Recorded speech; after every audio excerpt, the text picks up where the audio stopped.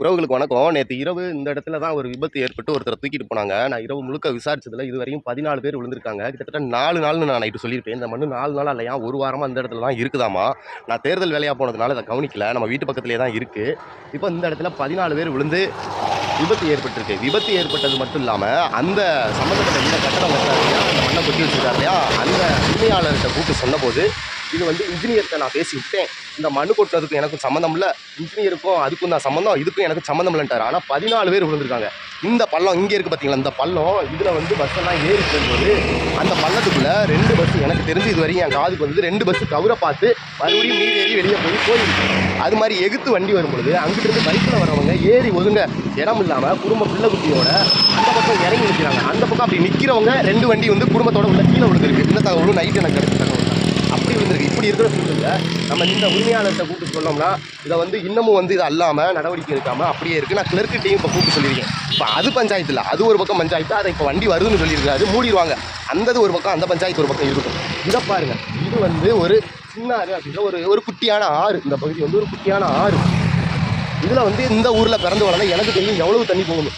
இதில் தண்ணி போச்சு அப்படின்னா இங்கேருந்து கிட்டத்தட்ட ஒரு 1/2 கிலோமீட்டர் தூரத்துக்கு அப்படியே ஊரெல்லாம் தண்ணி ஏறி இப்படி போய் இந்த ரோடெல்லாம் பேத்துக்கிட்டு போகும். அந்த அளவுக்கு இந்த இடத்துல தண்ணி போகும். அப்படி போகக்கூடிய இந்த ஓடையை ஏற்கனவே சின்னதாக்கி சின்ன ஓடையாக மாற்றிட்டாங்க. இது ஒரு ஆறு, சின்ன ஆறு அப்படின்ற ஒரு ஆறு. சந்தானவர்த்தினி ஆற்றுலேருந்து பிரிஞ்சு வரக்கூடிய மன்னிக்கணும், சிறுமலையிலேருந்து வரக்கூடிய ஒரு சிற்றாறு, சின்ன ஆறு. இந்த ஆறு பேர் இந்த ஓடையவே வந்து ஆக்கிரமிச்சு ரொம்ப சின்னதாகி போச்சு. சின்னதாகி போனதில் இப்போ கொண்டு வந்து இந்த மாதிரி சின்னதாக ஒரு பைப்பை போட்டு மேலே மண்ணை போட்டு முன்னா இந்த தண்ணியெல்லாம் எங்கே போகும்?